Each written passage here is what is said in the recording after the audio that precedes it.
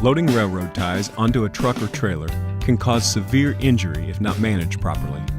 The following procedures will help prevent such potential injuries and keep you and your customers safe. Only qualified and certified forklift operators should be used to load railroad ties onto a truck or trailer. Keep all non-participating individuals away from the loading operation. Only the forklift operator should be active in the loading process, and possibly one other employee.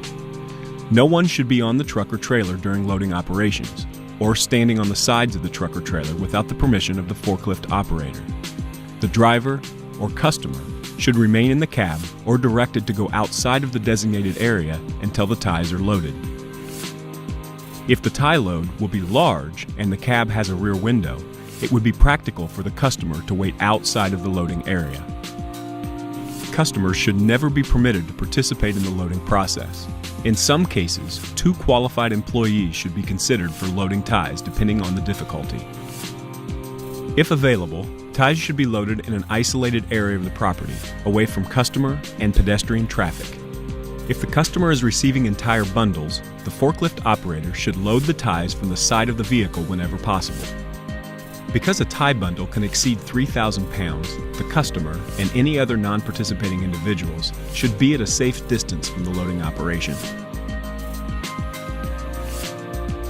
When loading entire bundles of railroad ties, the banding should remain in place until unloaded and the tie bundle is safely on the ground.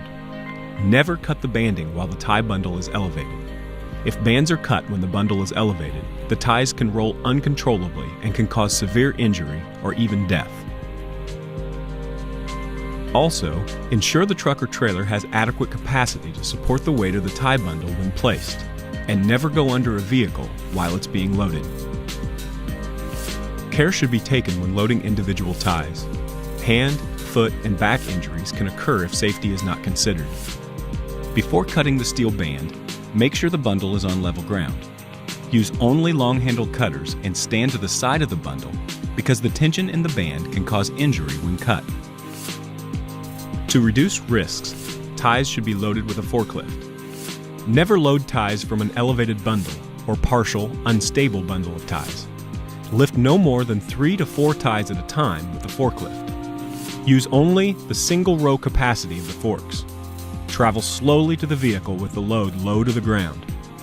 Once the vehicle is reached, raise the load to a height just above the sides of the truck or trailer. Do not unload ties from forks that are at excessive heights or allowed to drop at distances over 12 inches.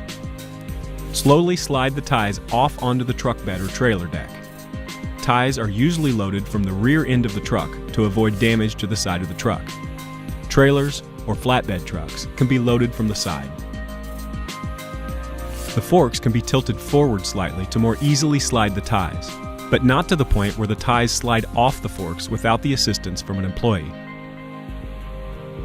Be aware at all times that ties are heavy, about 200 pounds each, and can pinch or crush fingers, hands, and feet.